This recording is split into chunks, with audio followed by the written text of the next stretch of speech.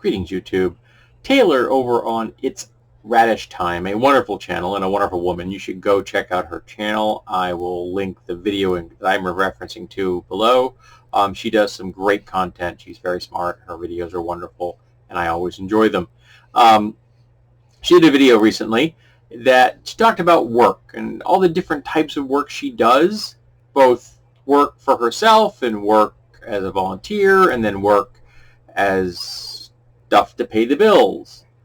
And I talk about the stuff I do here for myself, the reading I do and the movies I watch and the things I build, the crafts and stuff. I do that. I mean, I talk about this kind of stuff all the darn time. But I thought I would talk about specifically what I do for a living. I've talked about this before, but it needs to be updated. And this is going to be a video where I talk about working and being a lead operator in a factory. So if that doesn't interest you, I understand, because part of the reason I'm making this video is because, sorry, somebody has popped up and said movie below me, is because I want to kind of convey the repetition and the tedium that doing what I do for a living entails, so that maybe you can have a little insight into what it is that us factory workers, us folks that work in manufacturing, do for a living. So at my company, I am a lead operator. I've been working in manufacturing in one capacity or another for 36 years. I've been an operator, I've been a lead operator, I've been an operator again, I was an incoming inspector, I became an operator again, I became a floor inspector, I became a lead operator, then an operator, and then once again I'm a lead operator. All these things, a little story, a little arc of my life in 36 years. And so I come to work every day and I start my work at 2300 hours, 11 p.m. One of the first things I do is I have to make sure that everybody working for me that day has what they need. Now at the moment, ironically, I'm a lead operator of officially a department, work cell that only has one employee, me. Our numbers are very low at the moment due to the pandemic, but I'm frequently in charge of anywhere between 1 to 3 people because I get loaners from other areas that didn't want to let those people go, but they wanted to keep them busy, so because they're experienced, so they moved into my cell. And quite frequently, I have people staying over from the previous shift and coming in from the incoming shift. So I normally have between 1 and 3 people working for me in my cell. So I go around to make sure that they have everything they need for the shift, and I have everything I need for the shift. I would love to tell you that that is something that I can do like that because the previous shift has left us all set up. I'd love to tell you that, but I can't because they never do. And that's not an act of hyperbole. That's not me being angry or something. They forgot to do something once. No, they don't ever do it at all for anything. They go home at 2300 hours. There's no boss there.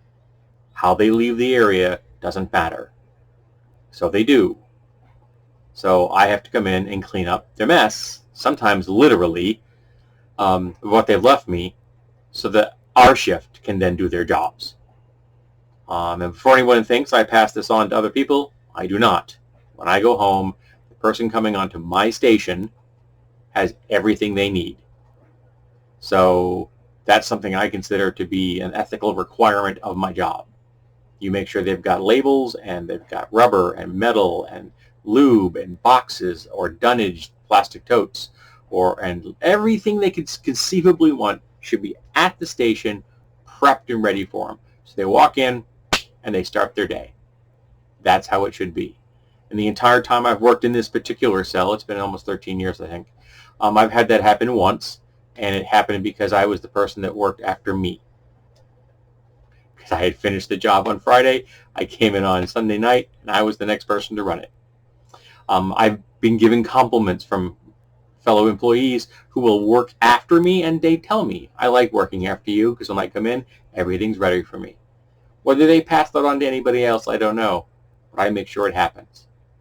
So after I've done that, and that can take anywhere between 10 and 20 minutes of my day, I then get to my press and I start to work because that's what I do. I produce parts, actual physical parts every day. I'm going to talk about the part I'm doing right now because I've been running it for like 3 solid weeks. We have a lot of parts in my cell. A lot of my parts, it's like 130 part numbers, and a lot of cells will only have 6, literally 6 parts. That's all they make, but they make millions of them a year.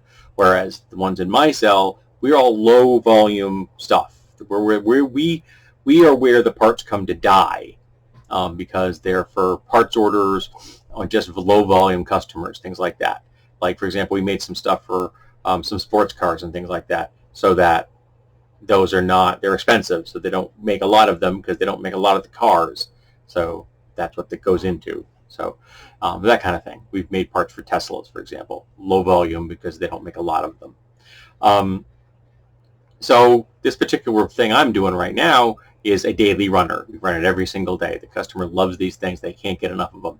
So we run it 15 shifts a week, pretty much without stopping if we can, unless there's no one there to cover our breaks. And frequently on my shift, I have no one to cover my breaks. So frequently, I am taking my 35 minutes of break time, and no one is running my press while I'm gone. So that means the volume, the quantity I'm making per shift, obviously, is going to be lower.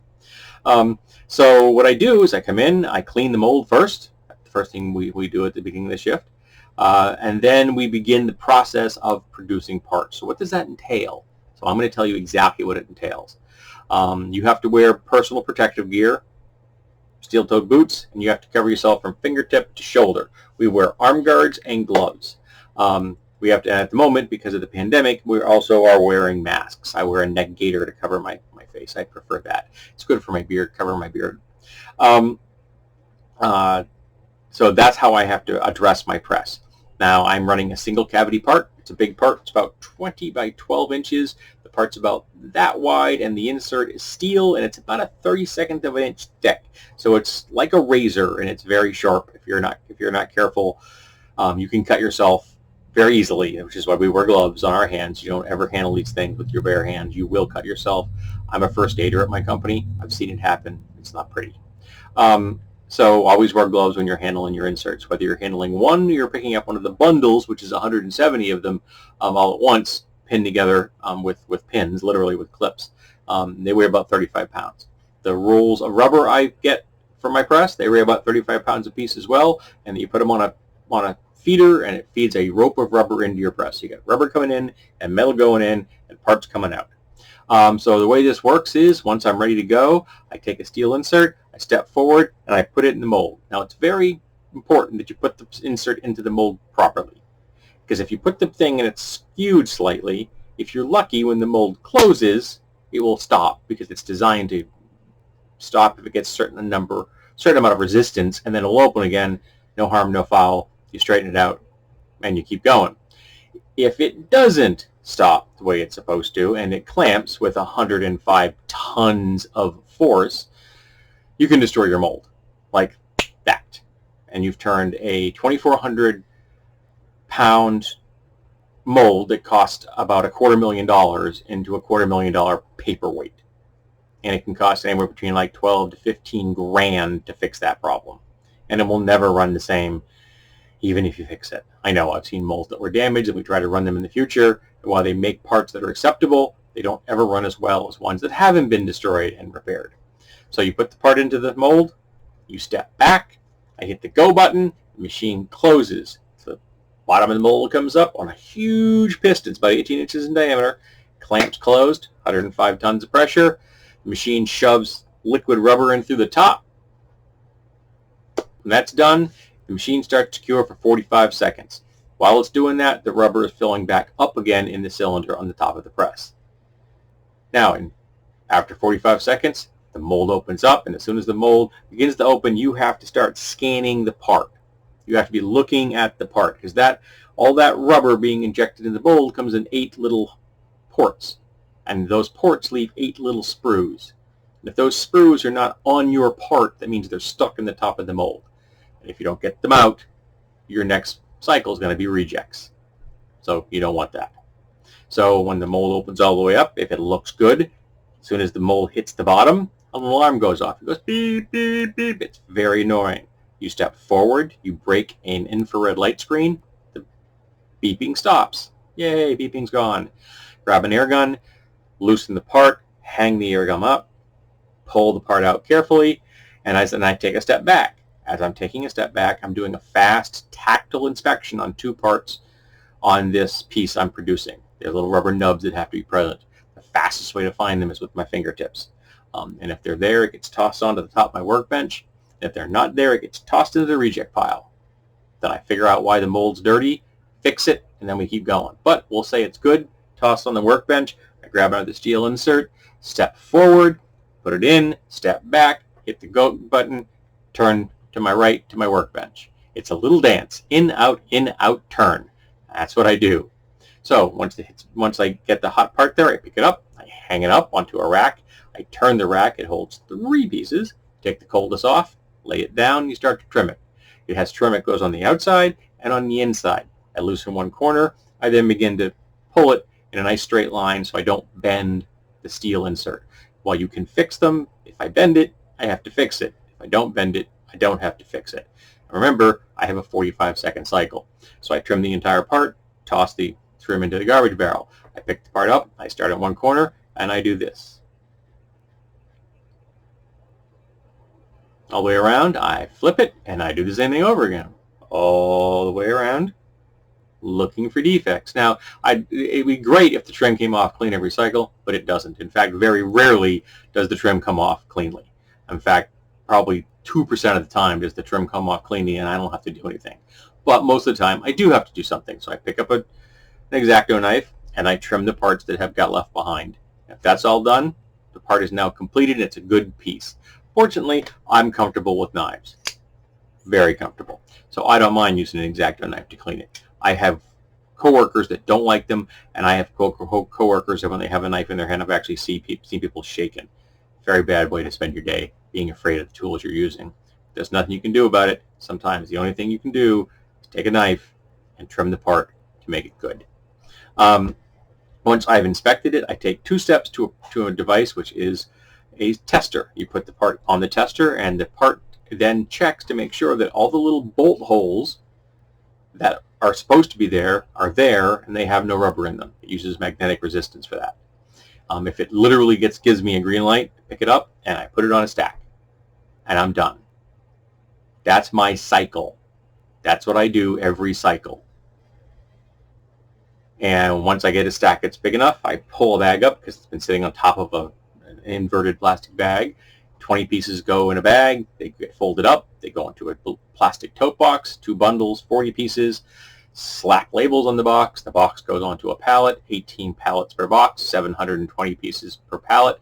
Put a lid on top, put a shipping label, and now you have a happy customer. And this is what I do. This is how I spend my day, every day, all day. So it's part out, insert in, trim, inspect, gauge, stack. Over and over and over again. I do that for 445 minutes per day. That is, it works out to 243 pieces at a rate of 0.45 pieces per minute. That's how I have to judge my day. Those are the metrics I live my life by. But because I'm good at these pieces, I can break 250 consistently, which is better, which is good for my overall production average, because at the end of the year, how many I've produced, but the efficiency I have affects my raise. And there are parts that we make which are run very poorly, and I can't get above 95%. On these, I can get above 100 a lot of the time. So I'm happy about that. It makes everything better for my raise at the end of the year when I have parts like this to run. And so that's how I spend my day, every day, part after part after part. And this is why factory workers have repetitive motion injuries, because that's how we get hurt. We do the same thing hundreds of times a day, all day long, day after day, 40, 50 hours a week. I put 48 in last week. And that's what happens to us. We get worn down and broken over time. And that's what I do. I work in a factory. And you can see why I have time to think about YouTube videos, because my job does not really take a whole lot of my higher brain functions. After a while, it becomes very much what it just wrote. It's muscle memory, and you're scanning, and you're not even really looking at the part anymore. You're looking at the things that don't belong there. Your brain sees things. You're stopping. Okay, that's just a trick of the light. Oh, I know, that's just a corner or something.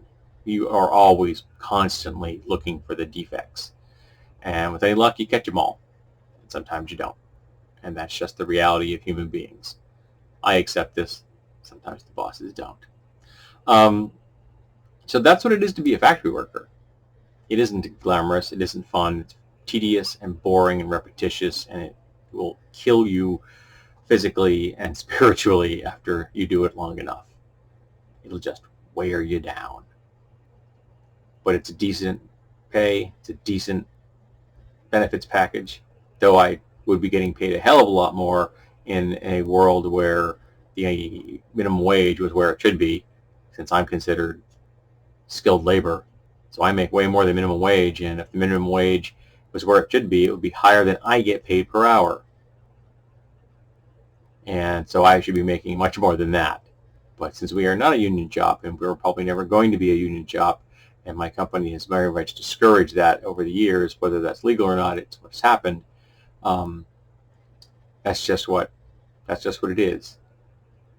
Yeah, that's my job. So thank you, Taylor, for the inspiration to do this video. You may find it very boring. I have no idea if she'll ever see it. It's long and tedious, but that is what my job is. And that's one of the reasons I wanted to do this video. So thank you for being here. I greatly appreciate it. And I would like to hear about your job. What do you do for a living? Does it fill you with joy, or is it tedious and horrible retail, or is it working in an office job without any natural light?